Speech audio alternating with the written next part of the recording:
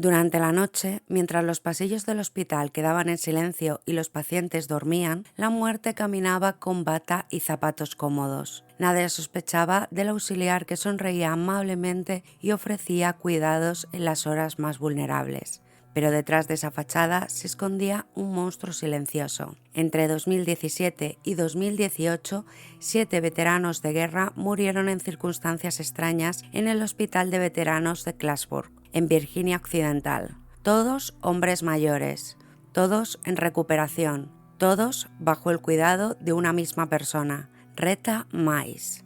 No disparó un arma en el campo de batalla, pero fue letal entre paredes blancas y luces fluorescentes. Sus crímenes no fueron impulsivos ni explosivos, sino metódicos, casi clínicos.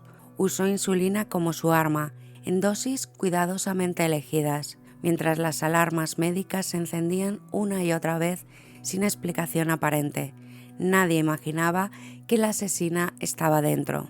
Este es el caso de una mujer que traicionó el juramento de cuidar, de una asesina en serie que mató en nombre del silencio, el control y quizás algo más oscuro aún. Muy buenas, yo soy Lux y bienvenidos un día más al Oscuro Corazón de Arkham. Muchísimas gracias de verdad por todo el apoyo que me dais, por vuestros likes, por vuestras suscripciones, por activar la campanita para recibir todas las notificaciones cada vez que subo un nuevo vídeo. De verdad, muchísimas gracias. Dejarme comentarios, que me encanta leeros, os contesto prácticamente a todos. Y de verdad, si no estás suscrito y te gusta, suscríbete, que tenemos que ir creciendo esta familia Lovecraftiana. Pero no me enrollo más y sin más, empecemos con el caso.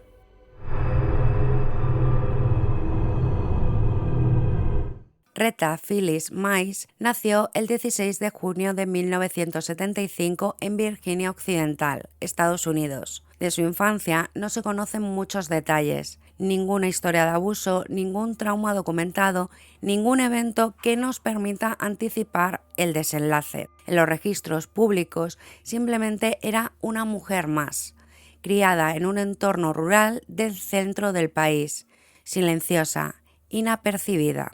En su juventud, Retta se unió a la Guardia Nacional del Ejército y sirvió en Irak y Kuwait con el Batallón de Ingenieros 1092. Después de dejar el servicio activo, trabajó como oficial penitenciaria, una profesión dura, donde el poder se ejerce a diario en pequeños gestos y órdenes. Allí fue demandada por presuntos abusos físicos contra un recluso, aunque el caso fue desestimado. Años después, encontró trabajo como asistente de enfermería en el Hospital para Veteranos de Clarksburg. No tenía licencia médica válida, tampoco estaba calificada para administrar medicación, aunque lo hacía. Ocupaba el turno nocturno, ese espacio en el que los hospitales se transforman. Menos personal, menos supervisión, más silencio. En casa, su vida tampoco era estable. Su marido fue arrestado por posesión de pornografía infantil.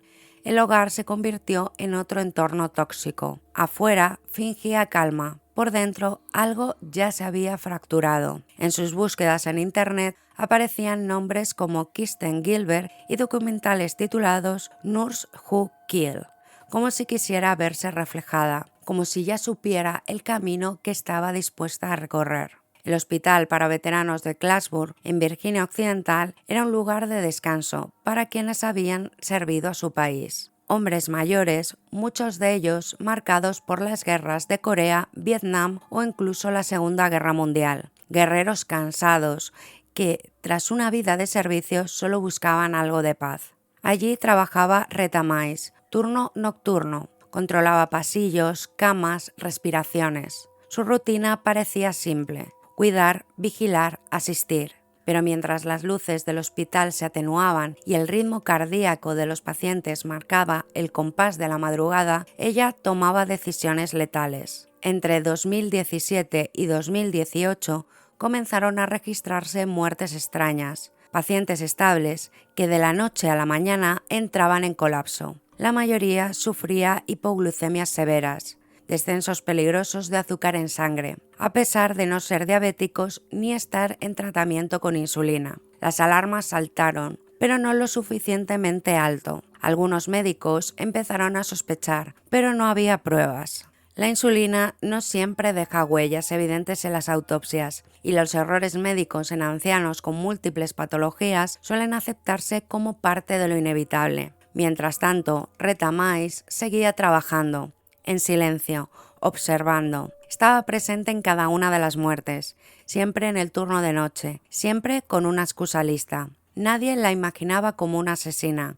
Nadie esperaba que la mujer que tomaba el pulso con delicadeza fuese en realidad quien estaba deteniendo esos corazones. Las muertes seguían ocurriendo, siempre pacientes del mismo pabellón, siempre durante el turno nocturno, siempre bajo la supervisión de Retta Mize. En junio de 2018, una enfermera encendió la alarma de forma formal. Notificó a sus superiores sobre las sospechas que circulaban en los pasillos del hospital. El patrón era demasiado claro, las coincidencias demasiado precisas. La investigación comenzó en silencio, como los crímenes. Se sumaron el FBI, la Oficina del Inspector General del Departamento de Asuntos de Veteranos y las fuerzas estatales. Revisaron historiales médicos, turnos, dosis y registros de insulina. Descubrieron que la sustancia mortal no estaba documentada en los tratamientos de las víctimas. Las pruebas empezaron a encajar.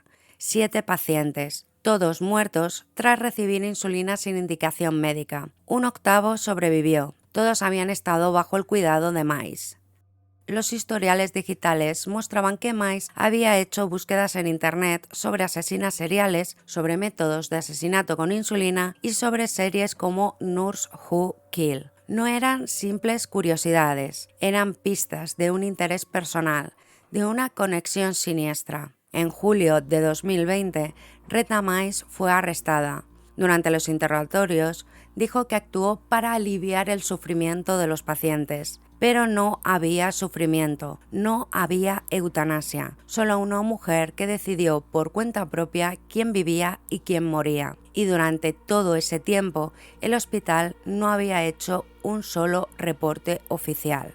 En julio de 2020, Retta Mize se presentó ante la justicia. Con el rostro cubierto por una mascarilla, la voz apenas audible y el tono apagado, se declaró culpable de 7 cargos de asesinato en segundo grado y 1 de intento de asesinato. Durante el juicio no ofreció ninguna justificación real, no mostró emoción, no lloró, no explicó por qué eligió a esas víctimas ni qué sentía al verlas morir. Cuando el juez le preguntó directamente por sus actos, Mize apenas murmuró que no sabía por qué lo hizo. Solo dijo que estaba cansada y estresada. Pero para las familias de los veteranos, eso no era suficiente. Uno por uno, los familiares se pusieron de pie para hablar. Hombres y mujeres rotos por la traición. Padres, hijos y esposas que habían confiado en el sistema. Una mujer gritó que Mize no merecía perdón, que había asesinado a su esposo como si fuera basura. Otra dijo que su padre había sobrevivido a 2 guerras, pero no a una enfermera. El 18 de mayo del año 2021, Retta Mize fue condenada a 7 cadenas perpetuas consecutivas, más 20 años adicionales por el intento de asesinato. No tendrá derecho a libertad condicional, morirá en prisión. El juez fue claro al describirla como lo que era. Usted es el monstruo que nadie ve venir. Con esa frase, el caso de Retta Mize quedó sellado, no como un error médico, no como una cuidadora negligente, sino como una asesina en serie. Y ahora, como siempre, analicemos el perfil criminal.